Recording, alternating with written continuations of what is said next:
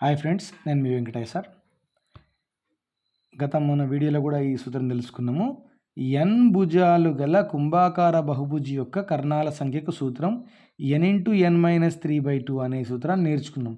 దీన్ని మనము ఈరోజు ప్రాక్టికల్గా ఏ విధంగా వచ్చిందో నిరూపించుకుందాం. మ్యాథమెటిక్స్ ఇంట్రెస్ట్ ఉన్న వాళ్ళు కొంచెం అవసరమైతే అని దీన్ని నిరూపణ చేసిన ఫ్రెండ్స్. ఇక్కడ బహుభుజి భుజాల సంఖ్య త్రిభుజం తీసుకున్నాం. భుజాల సంఖ్య 3 అయినప్పుడు కర్ణాల సంఖ్య 0. భుజాల సంఖ్య 4 అయినప్పుడు ఎన్ని కర్ణాలు ఉన్నాయి? 2. దీన్ని నేనేం చేస్తున్నా? 1+1 అని రాస్తున్నా. భుజాల సంఖ్య 5 అయినప్పుడు కర్ణాల సంఖ్య 5 ఉంది కదా, దాన్ని 2+2+1 అని రాస్తున్నా. ఓకేనా? ఇక్కడ షడ్భుజి భుజాల సంఖ్య 6, దీన్ని ఏమని రాస్తున్నా? 3+3+2+1. ఇక్కడ భుజాల సంఖ్య 7 అయినప్పుడు దీన్ని ఏం రాస్తున్నాను నేను? 4+4+3+2+1. ఓకేనా?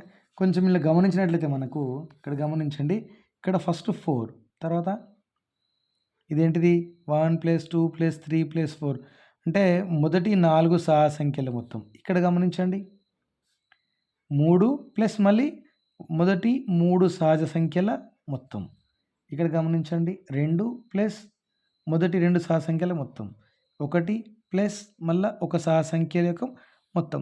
దీన్ని మనం గమనించినట్లయితే ఇక్కడ భుజాల సంఖ్య ఎంత? 8 అయినప్పుడు ఫస్ట్ వచ్చింది ఇక్కడ ఎన్ని? 4. So n-3. ఓకేనా? ప్లస్ ఇది 1 to 4 అంటే మొదటి 4 సహజ సంఖ్యల మొత్తము. 7 భుజాలు ఉన్నప్పుడు మొదటి 4 సహా సంఖ్యలు అంటే దాని అర్థం ఏంటిది? n-3 వరకు గల సహా సంఖ్యల మొత్తము అంటారు. మొదటి n సహా సంఖ్యల మొత్తాన్ని సూత్రం ఏంటిది మనకు?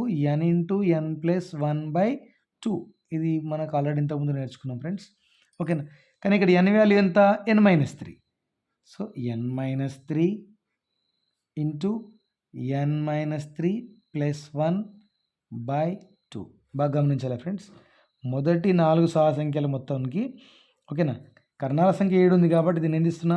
n+n+1/2. n బదులుగా n-3 తీసుకున్నా. ఓకేనా? ఇక్కడ చూడండి, కాసాగు ఎంత? 2. అవునా? 2 into n-3, 2 into n-3 plus ఇక్కడ n-3 బ్రాకెట్లో n-3+1 కాబట్టి n-2.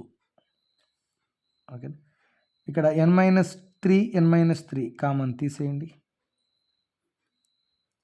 n-3 వెళ్ళిపోయింది. ఇక్కడ ఏం మిగులుతుంది? 2 ప్లస్ ఇది ఇక్కడ n-2/2. ఓకేనా? ఇక్కడ -2 +2 2 క్యాన్సిల్. ఏం మిగిలింది ఇక్కడ? n-3 ఇంటూ ఇక్కడ n/2. సో n/n-3/2 మన సూత్రం వచ్చిందా ఫ్రెండ్స్? సూత్రాన్ని ఏ విధంగా రాబట్టిందో చూద్దాం మనం.